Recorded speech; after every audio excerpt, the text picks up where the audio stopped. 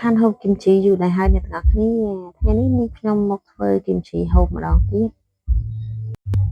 ហើយនាងខ្ញុំនៅតំបន់រៀងដាច់ស្រយាលបន្តិចដូច្នេះហើយពិបាករកម្សៅម្ទេសគីមជីណាអ្នកទាំងអស់គ្នា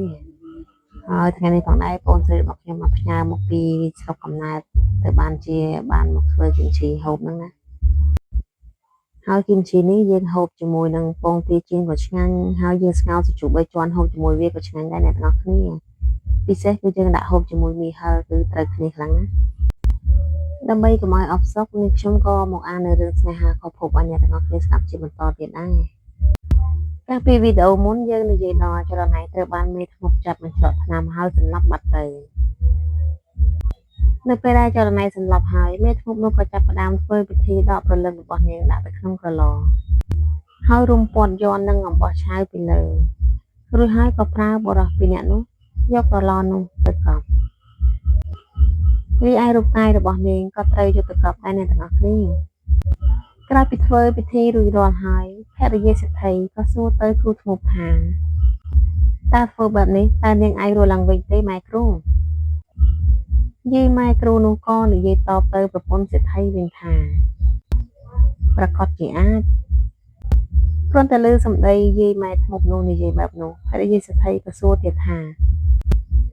បើអាចរស់ឡើងវិញហេតុអីម៉ែគ្រូមិនសម្លាប់នាងតែម្ដងទៅយាយមេធ្មប់នោះសើចតិចហើយនិយាយតបទៅវិញទៀតថាវាមានសង្ឃឹមតិចណាស់លុះត្រាតែយកឈាមបុរសដែលមានឆ្នាំនិករាជហើយស្រឡាញ់នាងស្មោះទើបអាចធ្វើឲ្យនាងរស់ឡើងវិញបានចរណៃស្រីក៏បើកភ្នែកឡើងហើយនិយាយទៅម្នាក់ឯងថា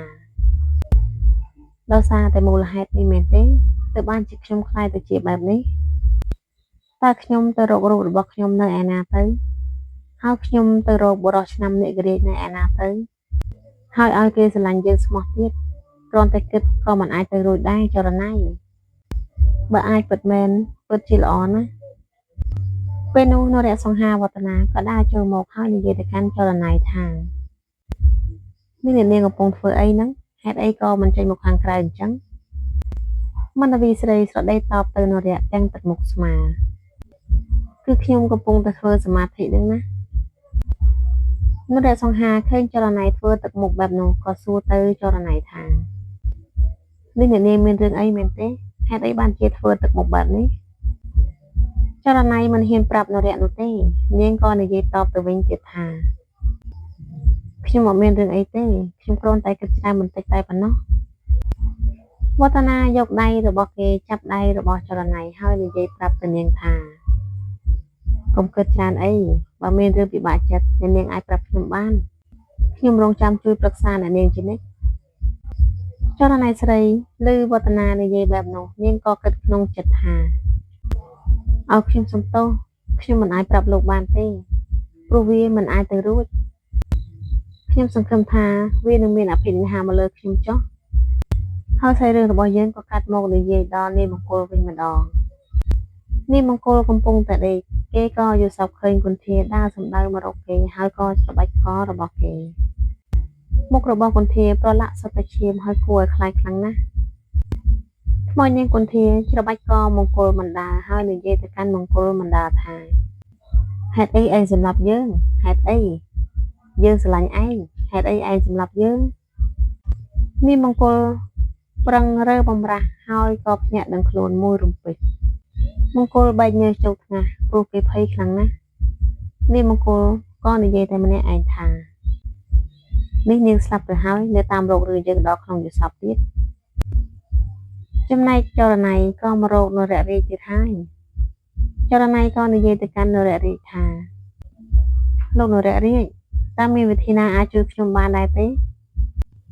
នរៈរាជឆ្ងល់ហើយក៏សួរទៅមន្តវីស្រីចរណៃតើអ្នកនាងដឹងរឿងអីខ្លះទៅខ្ញុំបានដឹងអស់ហើយក៏មានវិធីដែលអាចជួយឲ្យខ្ញុំរស់ឡើងវិញបានដែរ